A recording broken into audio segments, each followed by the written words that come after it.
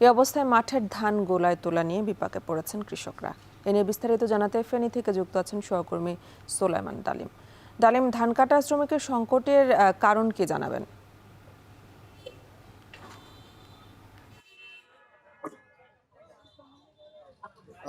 একদিকে মাঠে ফসল, অন্যদিকে বৃষ্টি এবং বন্যার চোখ রাঙানি। মাঝখানে যে কৃষক তারা দুশ্চিন্তায় আছেন, ঘরে যে তাদের কষ্টের যে ফসল সেটি গড়ে তোলা নিয়ে। আমরা এখন যে স্থানটিতে আছি এটি ফেনী শহরের দোয়েল চত্বর। এখানেই দেশের উত্তরাঞ্চল এবং দক্ষিণাঞ্চল থেকেই শ্রমিকরা আসেন এবং নিয়মিত এখান থেকে কিন্তু শ্রমিকের বাজার এখানে বসে।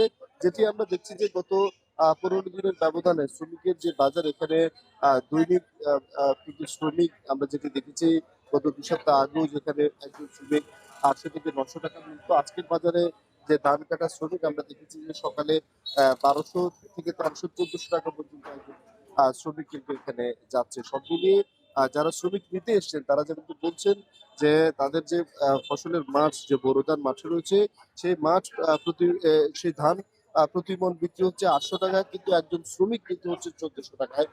দুইয়ে মিলিয়ে যে সমন্বয়, সেই সমন্বয় কিন্তু তারা করতে পারছে না। তারা বলছেন যে ধান চাষ করে তাদের যে লাভ করার যে আশা ছিল সেটি কিন্তু শ্রমিকের যে উচ্চ মূল্য, তার কারণে তাদের কিন্তু দুশ্চিন্তায় পোহাতে হচ্ছে। অপরদিকে এখানকার যারা শ্রমিক, যারা দেশের বিভিন্ন স্থান থেকে এখানে এসছেন, তাদের সাথেও আমরা কথা বলছি। তারা বলছেন যে বছরের অন্যান্য সময়ে কাজ থাকে না। গরু মৌসুমের যে সময় ধান কাটার এই মৌসুমটায় কাজের একটু তাদের চাহিদা থাকে, যার কারণে তারা চান যে এই সময়টাতে একটু বেশি পারিশ্রমিকে কাজ করতে। সব মিলিয়ে শ্রমিকরা যেমনটি বলছেন, যে ধান কাটার যে পরিশ্রম, সেই পরিশ্রমের কারণে কিন্তু তারা বেশি দাবি করছেন। অপরদিকে যারা ধান চাষি রয়েছেন, গৃহস্থ যাদের রয়েছে, তারা বলছেন যে এই যে মজুরি, এই মজুরিতে একজন শ্রমিক ১৪০০ টাকা নিয়ে এরপরে তার খাওয়া, ভরণ পোষণ এবং আসা যাওয়ার ভাড়া সব মিলিয়ে ১৬০০ টাকা পর্যন্ত খরচ পড়ে যায়।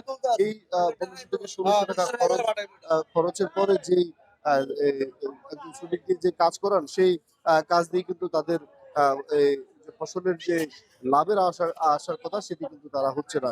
সব মিলিয়ে শ্রমিকের যে দাম, সেটির কারণে কিন্তু বলছেন যে সাধারণ যারা কৃষক তারা ক্ষতিগ্রস্ত হচ্ছেন। আমরা এই ছিল ফেনীর টার্গেট থেকে শ্রমিকের বাজারের খবরের সর্বশেষ। ফেনীতে শ্রমিক সংকটের খবর জানাচ্ছিলেন সহকর্মী